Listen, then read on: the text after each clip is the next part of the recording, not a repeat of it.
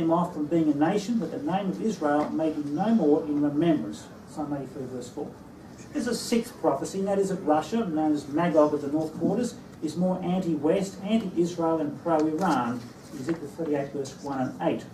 There's a seventh prophecy, and that is Saudi Arabia, known as Sheba and Dedan in Ezekiel 38:13, will be allied with the United States and against Iran. You have Shia Arabia against, Sunni Arabia against Shia Iran.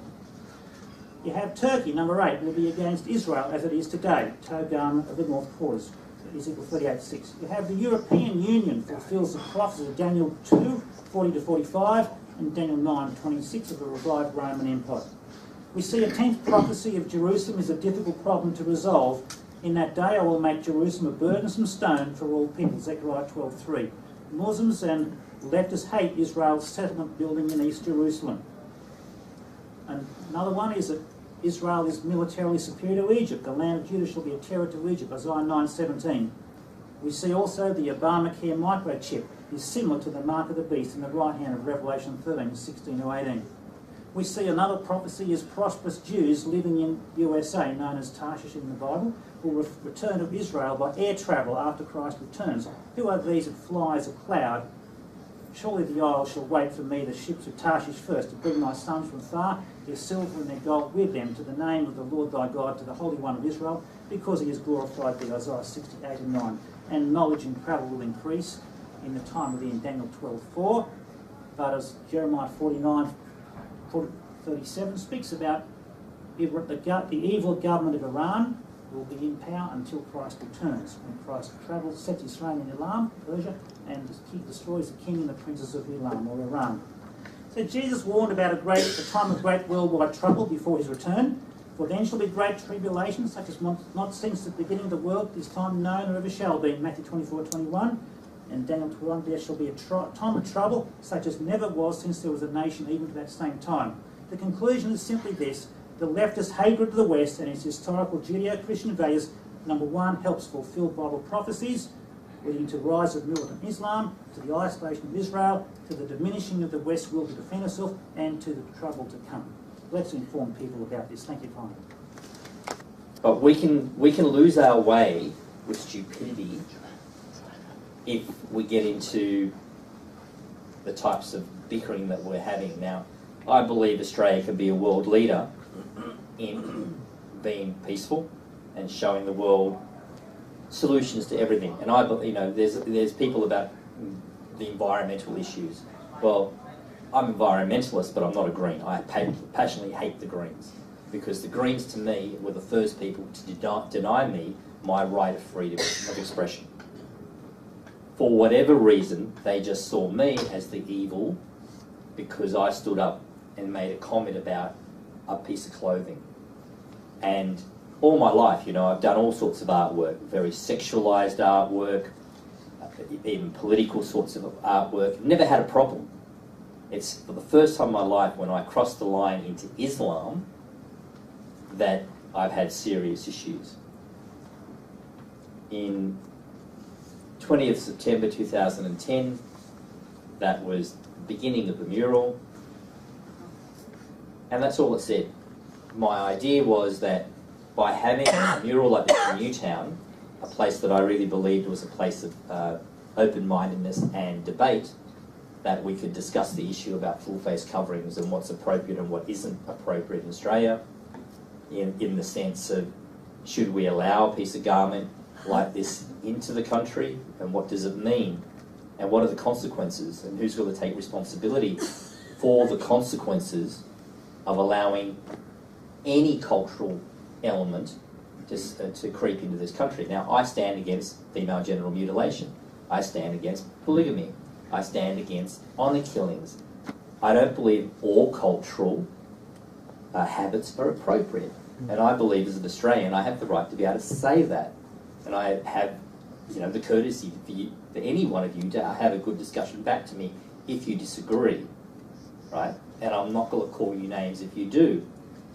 That's where I've been finding there's a problem, that the left have an inability to allow anyone else to have a conversation about something. And from day one, I found myself being persecuted. The left and even the Muslim side of the community, literally, if you wanted to find my name, number, rego and everything, you can go to an Islamic site in the first 2 weeks. It was just an attack on an individual. It wasn't an attack on a topic, it was just a slaughterhouse attack on an individual. All the way that they organised very well crafted anti-Sergio, anti-mural events, rallies. There was the first one that happened in December in 2010, all the way to a big protest that happened on the 16th of 2011, when 8 people were arrested, mainly for assaulting police and escaping arrest. And I found after that that you don't have everything well documented. These people get off very easily because the left-wing magistrate system allows for these young people to do what they do and not be accountable, where I believe that there should be accountability to violence, no matter what it is. Through the whole process, I kept my stance. I made a lot of good friends, all the gentlemen from the Vietnam Vets Association. Incredible gentlemen. Not one of them would swear and not one of them would drink. And I actually found myself caught out a few times because I could see that there actually was a generational difference there with what I would deem to be appropriate and what they deemed to be appropriate. Alex, who is now my wife, and we have a 2-year-old child. She's got a lot of uncles now to protect her, so I felt a little bit more comfortable.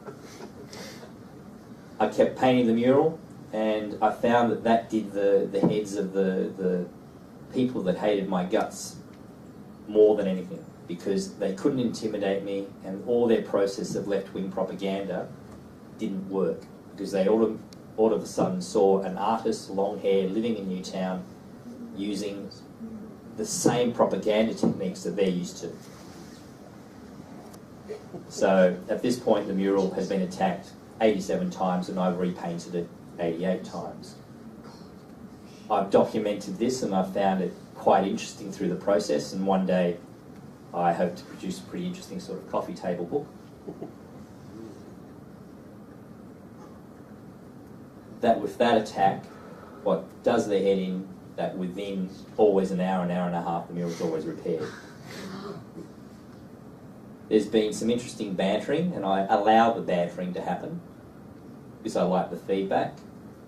And it took a long time for the vandals to work out that the more they did the vandalism, the more I actually used their vandalism to my advantage. Over the time period, that was actually an attempted firebombing of the building on 3 sides, but their napalm recipe just didn't cook off very well. I don't think they listened to their chemistry teacher very well.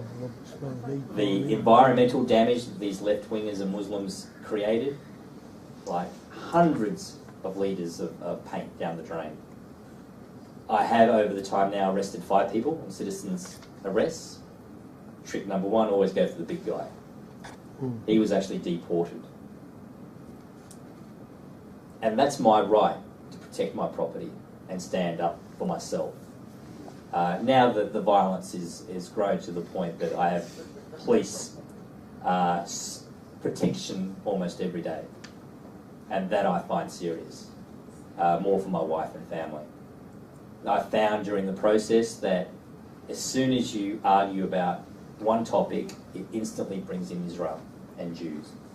And so I found that anti-Semitism was instantly brought in by the left and the Muslims, purely because I'm talking about a piece of clothing. And I've found that it's just ridiculous, the level of reverse discrimination that's crept into the system by people calling me a racist, but in reality they're the biggest racists that are around. And the level of violence, again, is what I keep pushing, is inappropriate. Because for them, and early on in the piece I tried to just play with them in the sense of I'm talking about one head covering and then, you know, what's the difference with the Ku Klux Klan?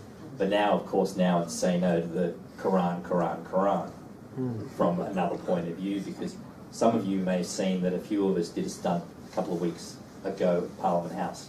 And I was actually the one wearing the Ku Klux Klan costume to enter, to show the hypocrisy in Parliament House. But when they asked me to take off my Ku Klux Klan top, I had the burqa or niqab top on. Basically, is this better? While they wouldn't allow my associate with a motorbike helmet into Parliament House outright, they wouldn't allow the KKK costume into Parliament House outright.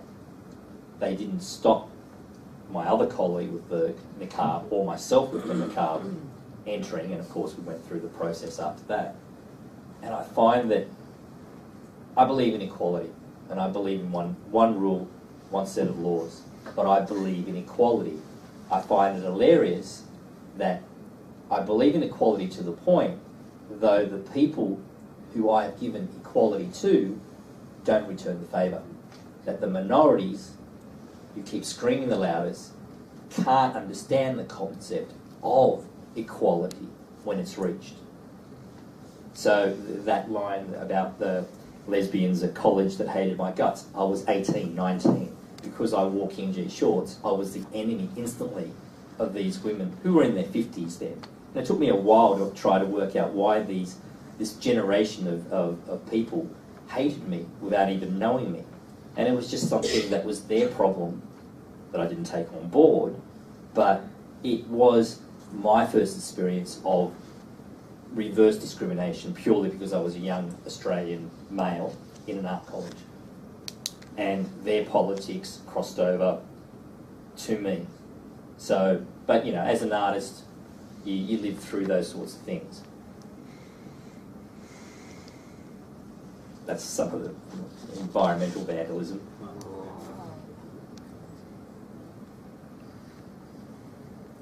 So I'll just quickly go through this, because it is 4 years. Documented a lot of the people. Then we started having fun. This was against the Greens that were supporting the BDS movement against Max Brenner. And especially in Newtown, it got targeted. And I felt sorry for the young kids that were working at Max Brenner, and a lot of them were Asian background students. They didn't know the history of Israel. They didn't know the politics. They were just there working. Then all of a sudden, these people hating their guts. I can openly say that I've worn the burqa, niqab, a great deal, and I know personally that's dangerous. It's impossible to drive in. It's totally stupid for our society to allow people that can be men in disguise. It opens up all sorts of possibilities with pedophilia and pedophiles with children. And I can't believe that we're not adult enough to be able to talk about it, because this issue shouldn't be about Islam or Muslims. It should be about what's appropriate about identification and seeing each other's faces. And I, for one, and I've said it, you know, I'll keep screaming this out because I don't think the possibility of the rape or murder of one child is worth 200 or 2,000 people wearing niqabs or burqas. And the threats kept on coming. My favourite is the one of describing how they're going to cut my throat open, collect my blood and paint the mural out. So I just looked at it as like, I've made it, they've done me halal. I've elevated myself.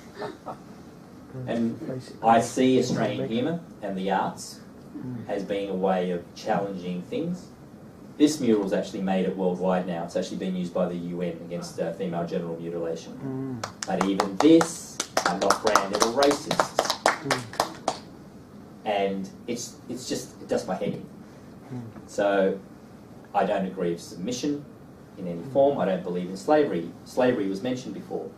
The point is that yes, the Ku Klux Klan were the slave masters, but the reality is the slaves were all collected by Muslims and Islam.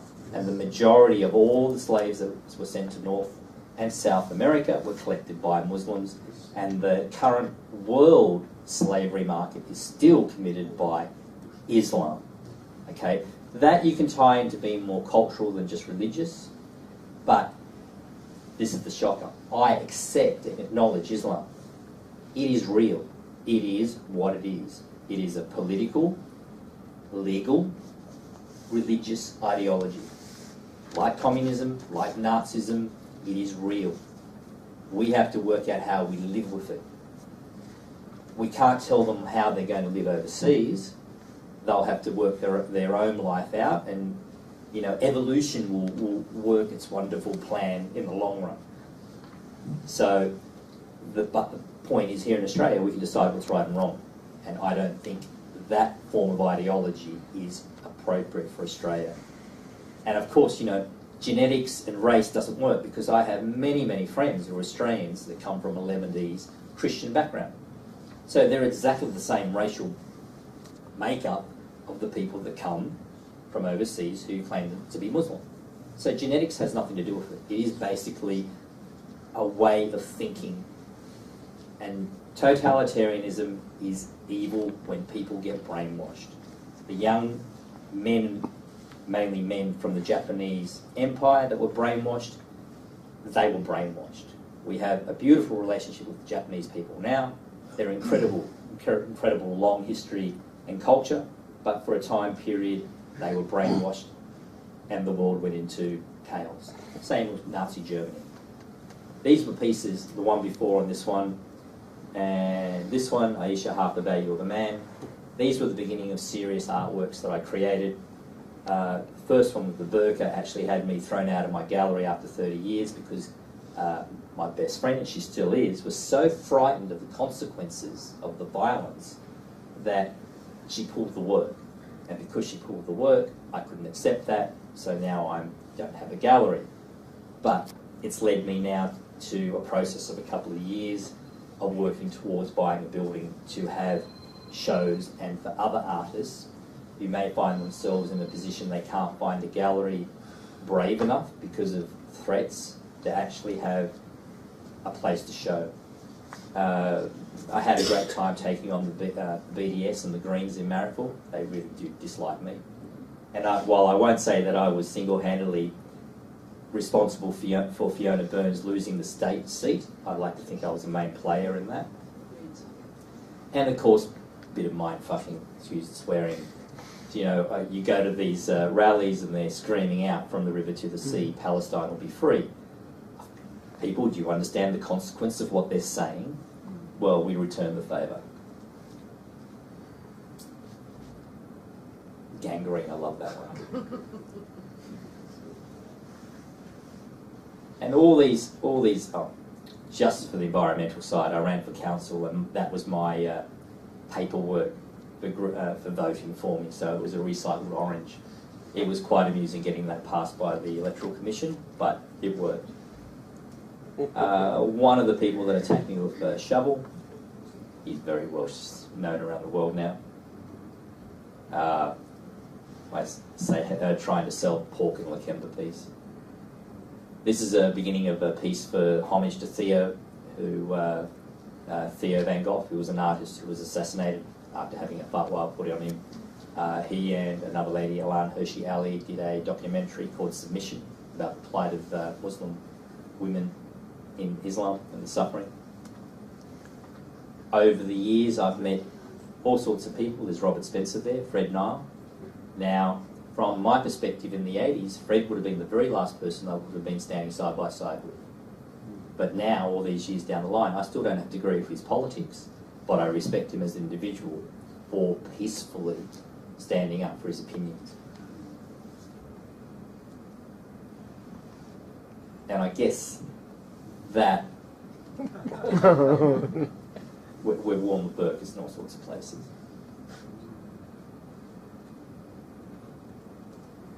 Gert Wilder. Now, a lot of people may like him or not like him. My opinion is, if you don't want to have a politician like that in Australia, for whatever reason, you need to talk to politicians like that now. And we as a country need to talk about things openly before that level of difference manifests itself. Before we get into a position that we have an extreme left or right, right? We need to talk about it. Otherwise, politicians like Gert will happen in Australia as there are politicians like the Greens now. Right? And people disagree with the Greens, but at least the one thing about the Greens is that at the back of their constitution, they're not there to really try to change the Australian constitution or how we vote. The problem about Islam and how it's very well written in the Quran and the instructions to its followers is that you must convert and change